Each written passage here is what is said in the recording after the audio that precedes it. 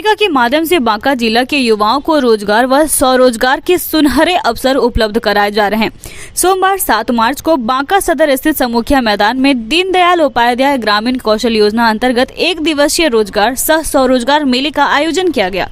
रोजगार मेले में जीविका के जिला परियोजना प्रबंधक, बांका सदर प्रखंड के प्रखंड विकास पदाधिकारी, SHO बांका, SI बांका, प्रबंधक रोजगार, प्रबंधक सूक्ष्म वित्त, प्रबंधक खरीदारी, SJY नोडल प्रशिक्षण अधिकारी, प्रबंधक गैर कृषि, प्रबंधक सामुदायिक वित्त, बांका सदर प्रखंड परियोजना प्रबंधक एवं संकुल संघ के सदस्यों ने संयुक्त रूप से दीप प्रज्वलित कर कार्यक्रम का शुभारंभ किया। कार्यक्रम को जीविका बांका सदर प्रखंड कार्यालय के सभी स्टाफ एवं कैडर ने सुचारू रूप से संचालन किया।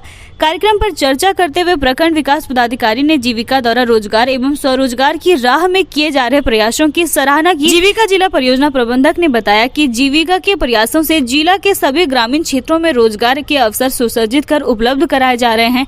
यह रोजगार मेला बेरोजगार युवाओं के लिए वरदान है। इसका सही उपयोग कर ग्रामीण परिवेश के युवा भी आगे बढ़ सकते हैं। बिहार तथा भारत के शहरी युवाओं के साथ कदम से कदम मिलाकर चल सकते हैं और राज्य तथा देश के विकास में भागीदारी बन सकते हैं। रोजगार प्रबंधक द्वारा मेले में रोजगार एवं स्वरोजगार हेतु विभिन्न कंपनियों और प्रशिक्षण संस्थान को न्योता देकर मेले में भाग लेने के लिए बुलाया गया। इस मेले में निम्न कंपनियों ने भाग लिया। Number 1 hope care services India, number 2 safe educate learning, number 3 Swatirtha charitable, number 4 career tree, number 5 RCT, number 6 LIC, number 7 Shiv Shakti biotechno, number 8 Amit automobiles, number 9 GS techno, number 10 DRCC। मेले में बांका के निकटतम प्रखंड के युवाओं ने पंजीकरण करवाया। इस मेले में 938 युवाओं ने पंजीकरण करवाया है। इन्हें चयन के लिए कुछ समय उपरांत ज्वाइनिंग संबंधित प्रक्रिया को करके ज्वाइनिंग लेटर भेजा जाएगा। आज बेलहर प्रखंड के रंगा पंचायत में MLC प्रत्याशी देवाशीष कुमार उर्फ निप्पू पांडे जी के समर्थन में विभिन्न पंचायत से वार्ड सदस्य, पंचायत समिति, मुखिया जी, जिला पार्षद, उप प्रमुख साथ ही कई गणमान्य व्यक्ति के द्वारा भव्य आयोजन किया। सबों ने प्रत्याशी देवाशीष कुमार के बातों को सुना, जिसमें पेंशन भत्ता कम से कम मनरेगा मजदूर के बराबर, इंश्योरेंस, बीमा, आई कार्ड, प्रखंड में प्रतिनिधि कार्यालय, शौचालय आदि व्यवस्था, साथ ही जनप्रतिनिधियों के सम्मान में हमेशा खड़े रहने की बात को रखा गया। साथ ही जनप्रतिनिधियों ने भी अपनी अपनी बातों को रखा। साथ ही सबों ने पूर्ण सहयोग और समर्थन करने की बात कही। आज सरुआ पंचायत के सभी राजस्व ग्राम का बिहार विशेष भूमि सर्वेक्षण का ग्राम सभा सरुआ पंचायत के राजस्व ग्राम सुखिया बढ़ैत, रतनसार, भागा, सरुआ में विशेष सर्वेक्षण अमीन आलोक तिवारी के नेतृत्व में किया गया। सभा की अध्यक्षता माननीय नेहरू मरांडी पंचायत समिति सदस्य जी के द्वारा किया गया, जिसकी विशेष अतिथि मुख्य प्रतिनिधि हरिकिशोर गंधर्व, पंचायत समिति सरपंच प्रतिनिधि जयकांत सिकदार भी शामिल हुए और जनता से सर्वे में बढ़ चढ़ कर सहयोग करने का आग्रह किया। आलोक तिवारी ने विशेष सर्वेक्षण से संबंधित सारी जानकारियां रैयतों को दी और सारे सर्वे से संबंधित डाउट्स को क्लियर किया गया। प्रपत्र 2 और 3.1 वंशावली को कैसे भरा जाए, इसके बारे में सारी जानकारी रैयतों को दी गई।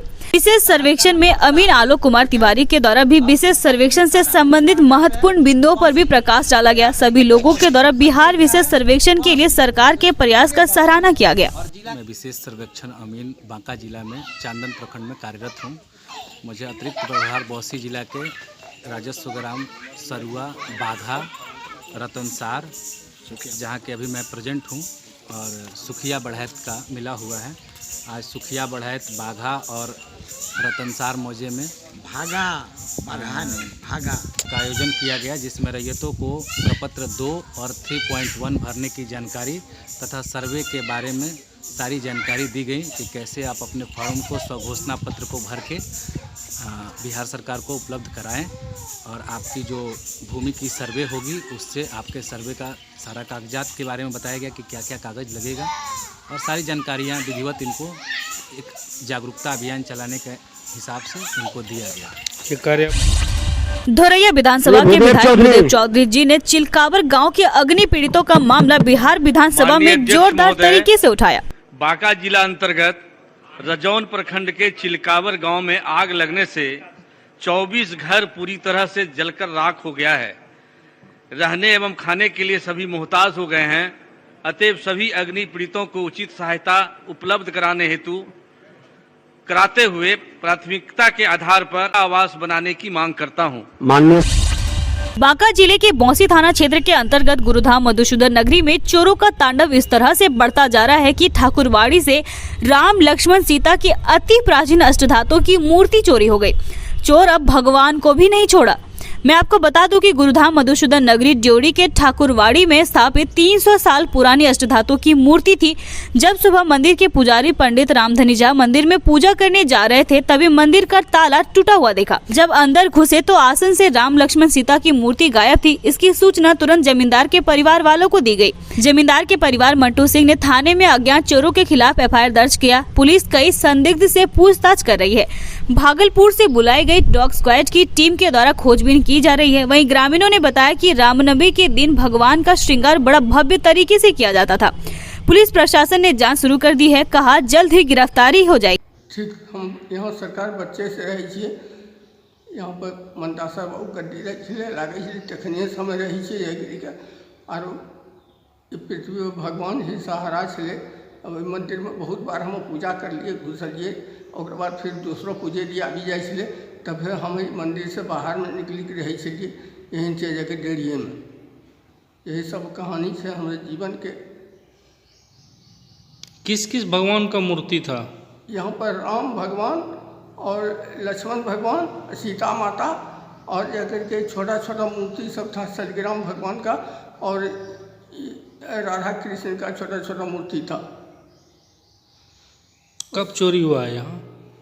ये चोरी हुआ है सरकार जाकर के आज हो रहा है, तीन दिन हुआ है जाकर के। बाराहाट थाना क्षेत्र के महुआ पंचायत के घड़ी गांव में भागवत भजन का आयोजन किया गया। यह आयोजन 7 दिवसीय भागवत भजन के साथ संध्या एवं सुबह भंडारे का आयोजन किया गया। मैं आपको बता दूं कि भगवान की महिमा सुनने के लिए एवं प्रसाद ग्रहण करने के लिए दूर दराज से लोग आ रहे हैं। वहीं पर घड़ी ग्राम वासियों के द्वारा इस कार्यक्रम को सफल बनाने के लिए सभी लोग शामिल हैं। बौंसी प्रखंड के तेतरिया गांव में काली मंदिर में 24 घंटा अखंड कीर्तन का आयोजन किया गया। सबसे बड़ी बात है, इस अखंड कीर्तन कार्यक्रम में भगवान राम और कृष्ण की ध्वनि से पूरा गांव गूंज उठा। कहते हैं जहां भगवान का नाम गूंजता वहां पर कभी संकट नहीं आती। साथ ही मनोरंजन के साथ साथ अखंड कीर्तन का समापन हुआ। सभी ग्रामवासियों धूमधाम के साथ कलश का विसर्जन किए। जमीन के अंदर से पुलिस ने निकाला युवती का शव। गोड्डा जिले के मुफस्सिल थाना क्षेत्र के ड्योढ़ी नदी में बालू के अंदर से पुलिस ने शव निकाला। ज्ञात हो कि यह शव जमीन के अंदर गाड़ा गया था, मगर उसका एक हाथ बाहर ही दिख रहा था, जिसे स्थानीय लोगों ने देखकर हल्ला मचाना चालू कर दिया। इसकी जानकारी प्रशासन को दी गई।